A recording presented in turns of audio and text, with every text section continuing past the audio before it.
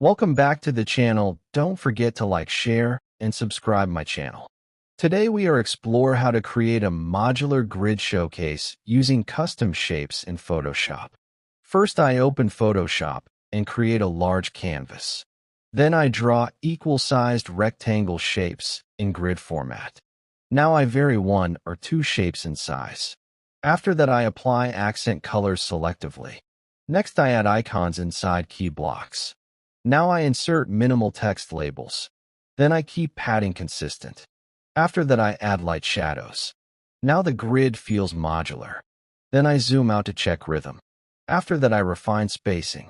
Now it feels organized. Finally, I polish color harmony. This grid showcase now feels modern.